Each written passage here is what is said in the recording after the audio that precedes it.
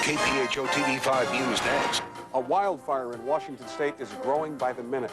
And it's burning dangerously close to a radioactive waste site. Phoenix police want to know who's behind the shooting of a woman in this home in West Phoenix. I'm Mike Levitt. I'll have a live report. A pilot makes an emergency landing in a field north of the valley. Welcome home, Arizona. This is KPHO TV5 News, midday. Good afternoon, everyone. I'm Patricia DeRoss. And I'm Doug Bell. Thanks for joining us. We begin with a dramatic scene in Washington state. A wildfire is ravaging tens of thousands of acres and destroying homes along the way. It's happening in Richland, which is in the southeastern part of the state. Dawn Picken has the latest on the firefight. Officials say Dawn Picken for KPHO TV5 News. The #1 concern of the Phoenix Suns, and for most of the NBA for that matter, is finding a way to stop Lakers center Shaquille O'Neal. Now, the Suns hope they found it last night with the team's only pick in the NBA draft. Phoenix had the 25th pick, and with it they chose Yakovas Sakalidis, a 7'1½", gotta say that, a half-foot center from Greece, because that does make a difference. The Suns hope the man they call Big Jake can give them a dominant force under the basket. They hope Big Jake can get out of his contract, though, with the Greek team, but that might take years. That extra half-inch really makes a difference. Quickly douse them. And it looks like we have a good chance again for a replay of that tonight. Meteorologist Ron Merritt is here with what's coming. Ron. Yeah, it looks like we're going to see an excellent chance for some more shower activities. Police are searching a West Phoenix home for clues to an early morning shooting. It happened near 75th Avenue and Camelback.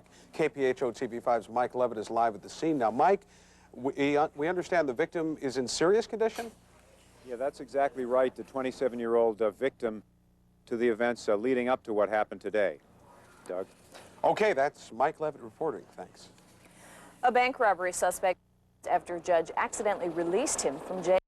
Well, during the shootout, witnesses say bullets almost struck innocent bystanders. One resident, Vicky Moreno, fears for herself and the people in her neighborhood, especially, she says, the children. Because like we can see, we can't even come out our own doors anymore. Police found at least a half-dozen bullet casings scattered around the neighborhood. Police say the man they exchanged gunfire with, 24-year-old Thaddeus Beasley, may be the same man who robbed a Bank of America branch in Glendale just a few weeks ago. This is surveillance video from that robbery. Police say this man, who they believe is Beasley, went into the bank, demanded money, and then fired 3 shots, nearly hitting a teenager. Now, this isn't the first time Beasley has been in trouble with the law.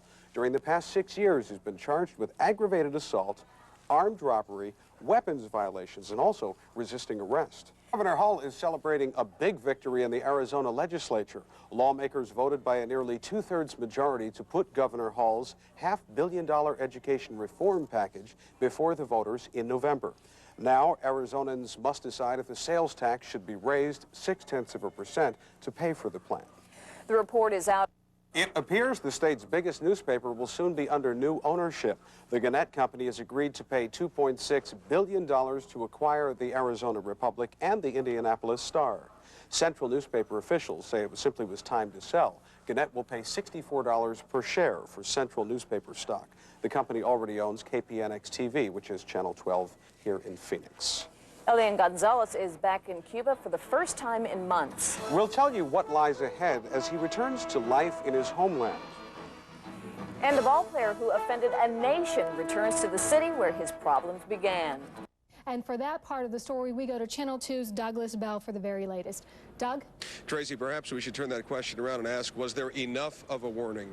On Tuesday, a story moved over the Associated Press wire that said U.S. and Canadian authorities were asking doctors in the Rochester and Hamilton areas to be on a heightened state of alert because of the past shootings. I called the FBI the next day in Washington on Wednesday, and they said no, Buffalo area doctors should not be particularly concerned about this. In fact, they discouraged me from reporting on this because they said it would get in the way of their notification of doctors. I then called the Canadian authorities, asked them the same thing. I said, should doctors in the Buffalo area be on a heightened state of alert as well? They said no. And they also discouraged me from reporting on the matter, saying it again would get in the way of their investigation. It leaves us all wondering, could more have been done to save the doctor? In fact, I'm in front of his office right now, and we can see folks have left flowers for him throughout the day. There will be a vigil here tonight, a candlelight vigil at 7 o'clock. I'll be there for that. And also today, lots of his patients have been calling Channel 2 saying that they can't believe the man who they describe as so gentle and so caring could be gunned down like this. With more on that, here's Channel 2's Claudine Ewing.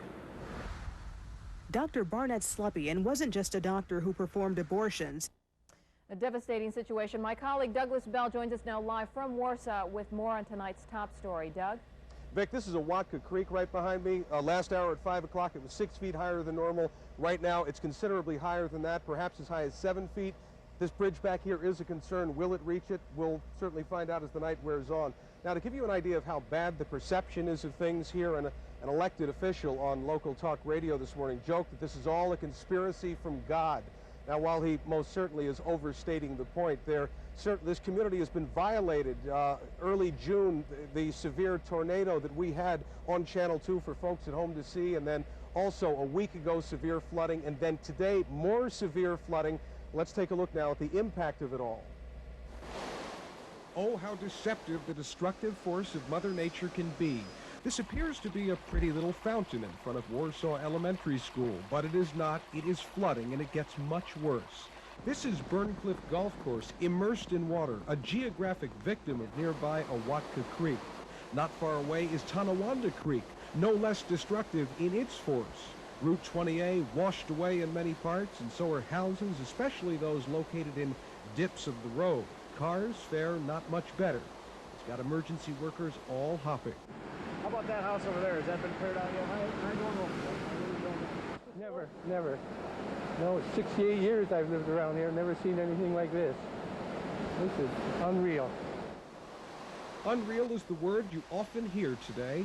In a matter of seconds, it was all over. The fire department came and got myself and my kids out of the house. Right through the door. And this sight just breaks your heart. Older folks had to be evacuated from an adult care facility in Warsaw. It's known as the Cloisters. Its occupants are okay, but they are scared. In the meantime, a Red Cross outpost has been set up here on Route 19 in Warsaw at the Wyoming County Cornell Cooperative Extension Center. Now, while flooded out folks in the lower lying areas seek assistance, others with less of a problem are pumping out.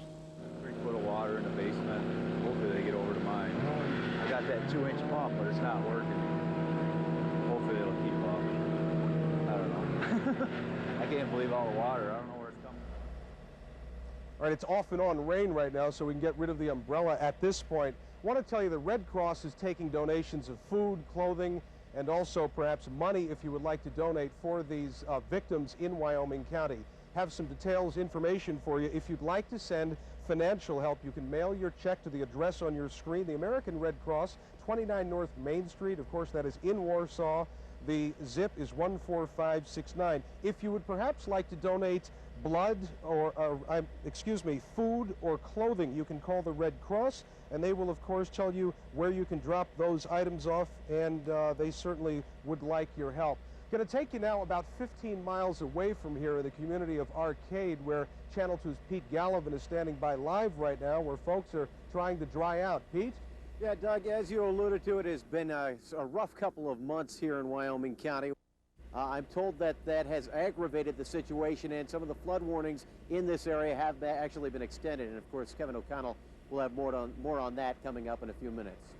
Well, the continued rain has aggravated the situation because we can see the creek here has risen considerably in the past hour. I just want to expand on one more point that you made, Pete, and that is that this county will be applying for more disaster aid. They've already gotten more than $1 million for the flooding that took place last week and also for the tornado earlier in the month of June, and they expect to be getting more money as well. Now, the focal point of today for most of you folks watching will obviously be Storm Team 2, and Kevin O'Connell is with you now in the Storm Center with more. Kevin. Hey, if you look over your left shoulder, do you see a level at the gauge there at the bridge, by the way, Doug?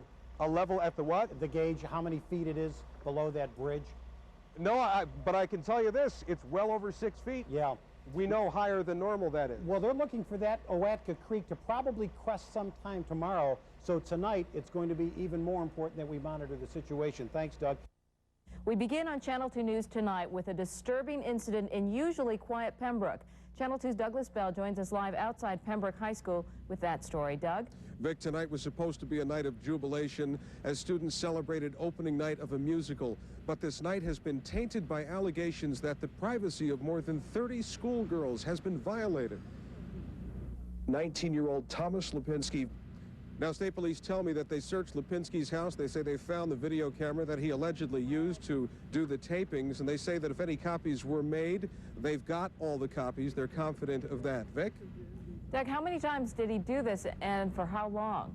It's unclear, but one thing is certain. It happened last weekend, and police got wind of it and began their investigation on Monday of this week.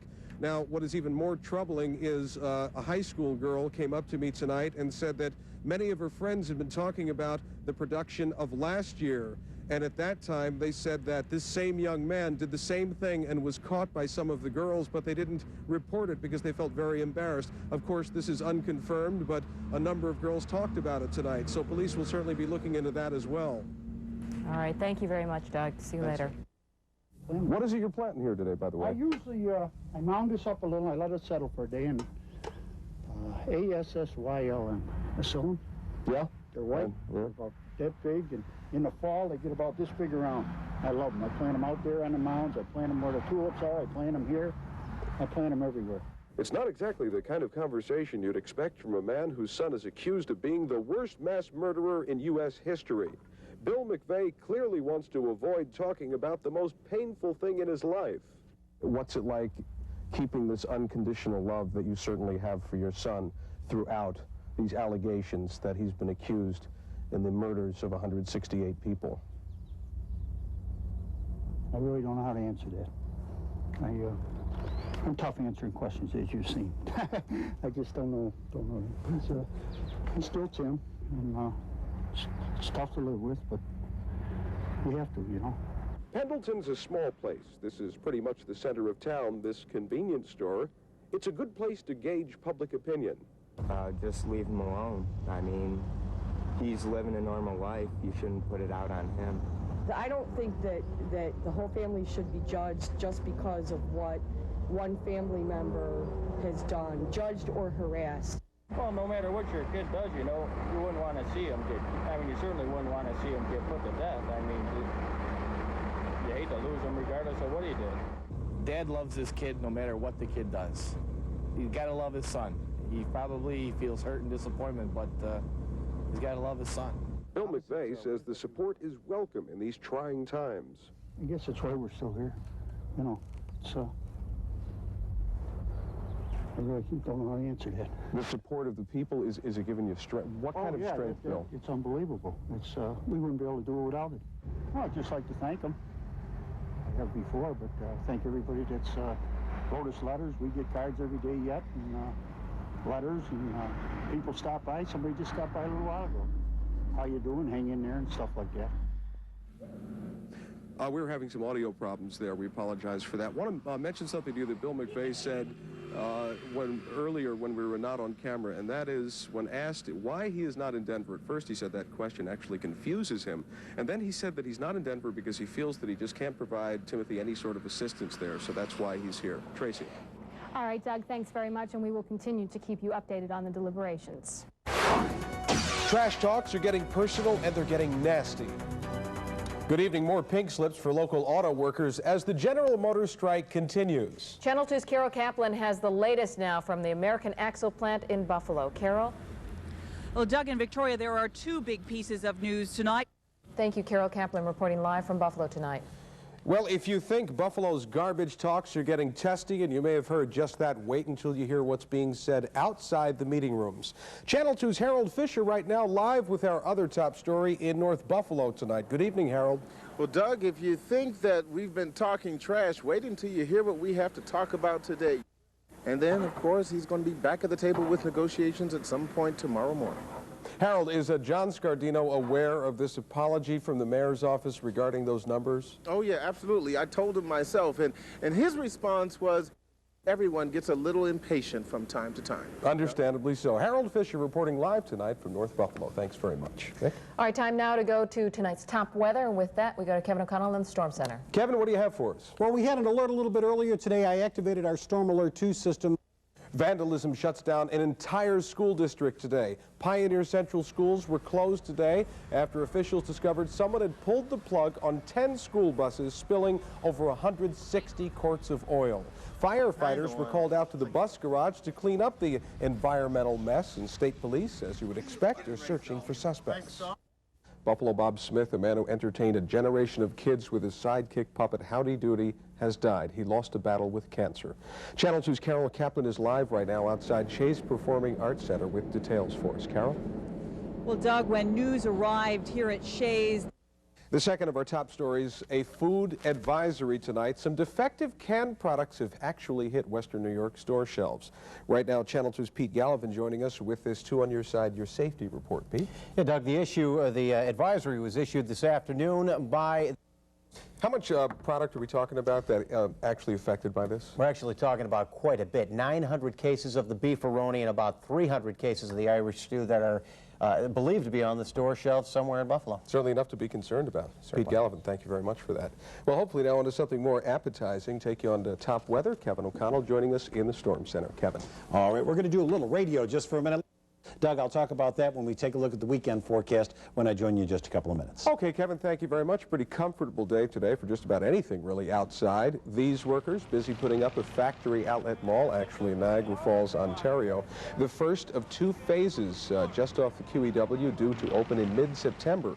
The anchor outlet will be a Nike store with about a dozen other manufacturers sharing space in that complex. As the Canadian project moves along, retailers back in the U.S. obviously watching very closely. Will the new mall cut into business on the American side? That's the question. We'll explore that coming up tonight on Channel 2 News Tonight. That, of course, is at 11 o'clock.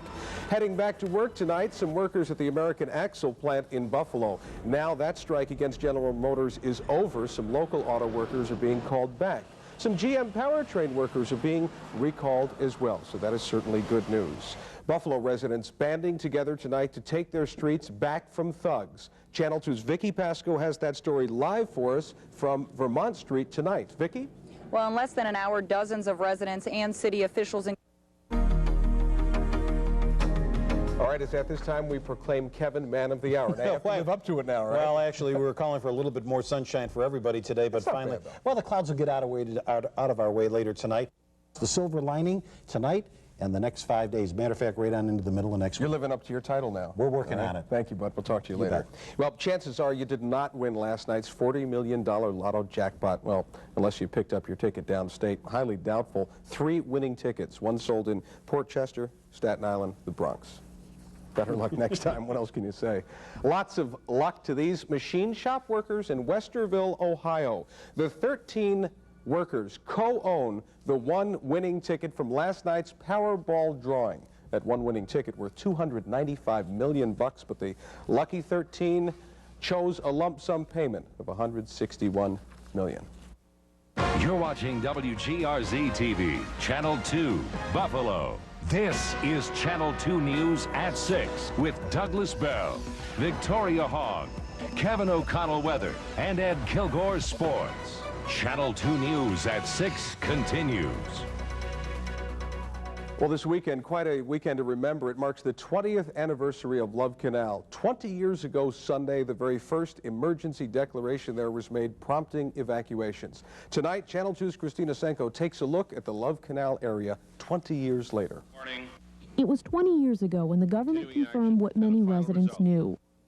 And now tomorrow at 5:30 there will be a reception at the Union Hall on 24th Street. That, of course, is in Niagara Falls. It will mark the 20th anniversary of that disaster at Love Canal. Channel 2 News, of course, will be there for you. Well, here for us right now is Channel 2's Ed Kilgore. What do you have for us? Well, the Bills knocking heads with the Philadelphia Eagles down in Pennsylvania. And, hey, it's not like a game, but... Good evening. We begin tonight with a team that everyone is talking about. That, of course, is the Buffalo Sabres. That's right, and it's do or die time once again. Channel 2's Pete Gallivan joins us live from Marine Midland Arena. Pete, what's going on out there? Well, Victoria... Now, city and union reps have scheduled a meeting with a state mediator for a week from today. That contract, by the way, expires at the end of this month. Vic? Time now for a man who never speaks garbage. That's Kevin O'Connell in the Storm Center. Kevin, are we getting a definite maybe tonight, as Vic said earlier? Did she take a shot at me just a little while ago with Gallivan? We are going to be talking some weather trash. So I guess do or die could bring out the best in some athletes. Then again, it could backfire as well tonight. Well, you just never know. That's what makes it so interesting and why they play the games, because until they drop that puck and play, you just don't know. June, it is a political hot potato that is dividing liberals and conservatives.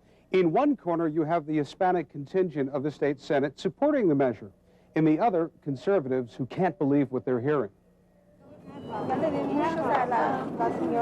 There was a lobbying effort going on outside the state capitol today in favor of the measure to allow illegal immigrants to get a driver's license. So we are seeking the attention from our representatives on the Senate as well as in the House to push any legislation in favor of driver's license to all drivers. Most states do not require proof of citizenship to get a license. Arizona does. The bill's sponsor says it would reduce insurance costs and out-of-pocket expenses for insured drivers who get into accidents with uninsured motorists. The legislation was brought to me by Anglo-Americans in my neighborhood that have had accidents with some of these people, and they got stuck with the bills. But that doesn't mean there is widespread support. I think it's quite contradictory. It doesn't sound logical to me. There would seem to be a fundamental flaw in the reasoning. If you were to allow illegal immigrants to get a driver's license, does it necessarily mean that they'll get insurance? That is correct, but the data that we have suggests that when people were able to get driver's licenses, more people had insurance. One of the bill's greatest opponents is Senator Darden Hamilton. He says it may amount to breaking a law to make a law. I think that it would be almost fraudulent to issue that person an identification which specifically identifies them as an Arizona resident. Hamilton scoffs at the notion that the measure would lead to more people getting insurance. I believe it's just pie in the sky. I cannot believe that someone who is not going to be there when the police arrive is going to buy insurance. Joe Eddie Lopez says he and other supporters of the measure do not view it as a means to get illegal immigrants access to social services. He says it is strictly a strategy to reduce financial losses for insured drivers who get into accidents with uninsured drivers. June? When is the bill coming up for a vote? Not anytime soon. It still needs what they call another reading and then a vote. After that, another bill would have to pass in the House. The two would then be reconciled and sent on to the governor for consideration. A long way to go yet. All right, Doug, thank time. you. Break it in two. That's the judge's decision in the Microsoft case. He's ordered the company split into one firm to handle the Windows operating system and another for all the other software. KPHO TV5's Doug Bell joins us now with more.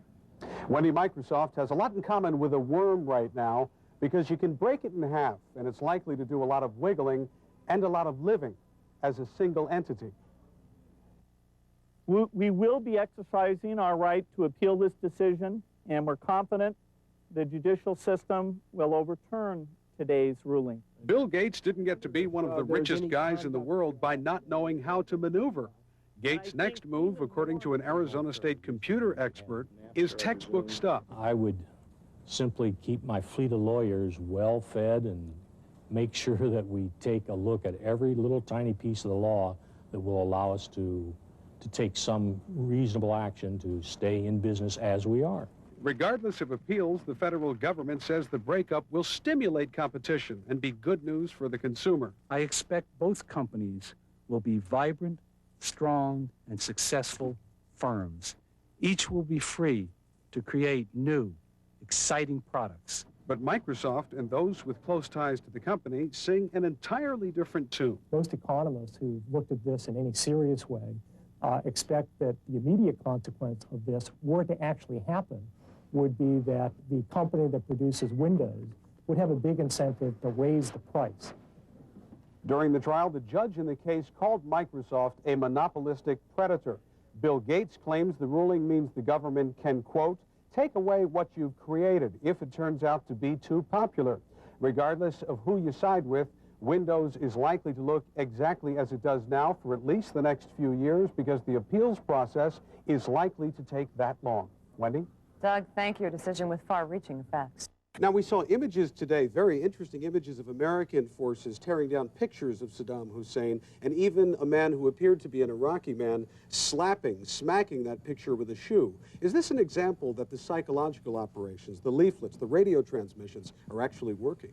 Well, I think so. Log on to kphotv5.com and click on the help desk. What's your favorite spot? You know, I was going to say, I think I've seen that guy in the library, by the way. That he's always there, right? Thanks for choosing us. Have a good night. Join us tomorrow for KPHO TV 5 News at 5:30, followed by 60 Minutes at 6.